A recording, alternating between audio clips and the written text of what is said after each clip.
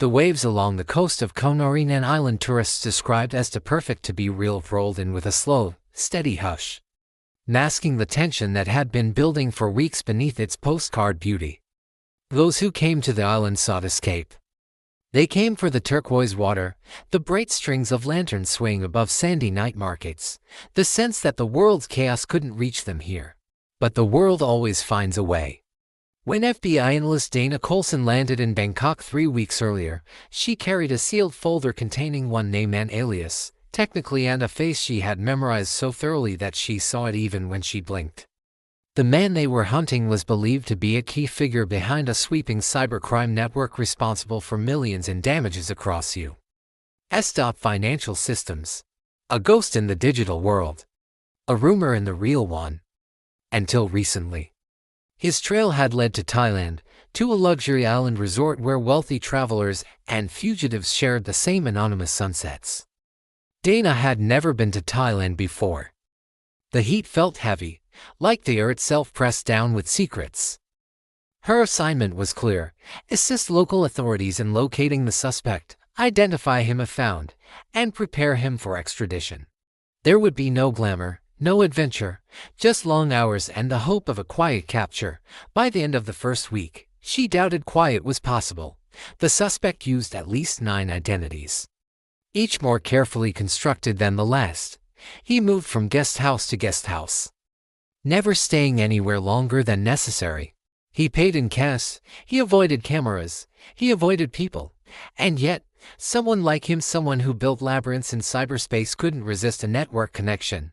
That was his weakness. The one edge Dana had. Every evening she sat on her hotel balcony overlooking the ocean, scanning packets of intercepted digital traffic from the island's resort clusters. Beneath the hum of scooters and clinking glasses from the beachfront bars, she listened to code like it was music. Most of it was harmless tourist noise, photos sent home, bank logins, late-night messages.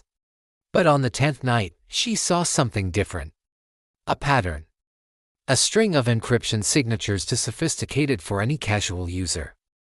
It was almost like the signature dared her to notice. She leaned forward, heart pounding.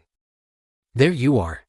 It took another 5 days to isolate the source: an aging villa on the north side of the island, rented under the name Alexei Vorin, passport likely forged, identity likely stolen. But the bandwidth spikes coming from the villa were unmistakably engineered by someone with expert skill. Local police prepared an operation. Dana insisted on being nearby, not inside, not at risk, but close enough to confirm the suspect when they brought him out. She barely slept the night before, replaying every possibility, every misstep she could not afford to make. Before dawn, the police boats glided across the dark water toward the villa's private dock. The sky was a thick gray blue, the kind of color that made everything feel suspended between night and morning. Dana watched from the shoreline, binoculars in hand, her pulse a steady drum. Then it happened, fast, quiet, precise. Officers breached the villa. Light flared from inside. Shouts echoed. Within seconds a figure was dragged out, hands bound, face partially hidden by disheveled hair. He fought desperately, wildly, as if the ocean itself could rescue him. But the officers held firm. Dana rushed forward as they brought him to the dock. Rain began to fall in fine, cold droplets. She pushed her hood back, leaning in to see his face. The man glared at her with a mixture of fury and fear, eyes sharp with intelligence worn thin by paranoia. She knew instantly it was him. The man who had slipped through servers, through borders, through national warrants. The digital phantom. For a moment, neither of them looked away. She wondered what it felt like for him, spending years weaving digital illusions, only to be cornered by a series of human decisions he couldn't control. Perhaps he thought he was invincible. Perhaps he thought he was invisible. But everyone leaves footprints, even in code. As the officers pulled him toward the boat, he shouted in Russian words Dana didn't understand. But the emotion behind them was unmistakable: anger, desperation, and beneath it all, something like resignation. She followed them onto the pier. The world around her seemed to fade: the ocean, the storm, the murmur of onlookers gathering in disbelief. She focused only on the suspect. Still thrashing against the cuffs, eyes wild, she had prepared for this moment for weeks. But the reality of it hit harder than she expected. This wasn't victory. It wasn't triumph. It was a reminder of what desperation could make a person do, what harm could travel across continents with nothing but a keyboard, and what it cost to chase shadows. Hours later, inside a small interrogation room on the mainland, the suspect sat hunched over the table, hands cuffed, staring at the wall. Dana took the seat across from him. For the first time, he seemed calm. Exhausted. Human. She placed the thin case file on the table between them, his life reduced to ink and speculation. His eyes flicked to it. She saw 1,000 unspoken thoughts pass through him, but he said nothing. Maybe he understood that the chase was over. Maybe he was waiting for his lawyer. Maybe he simply had nothing left to say. Dana didn't gloat. There was nothing to gloat about.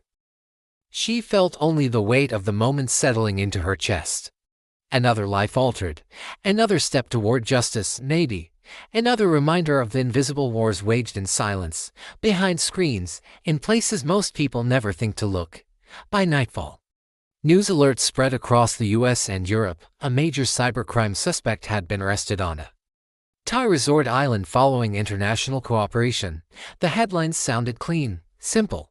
But behind them lay days of heat and exhaustion, encrypted signals in the dark, a fragile line between safety and harm, and a moment on a rain-soaked dock when the world tilted toward something new.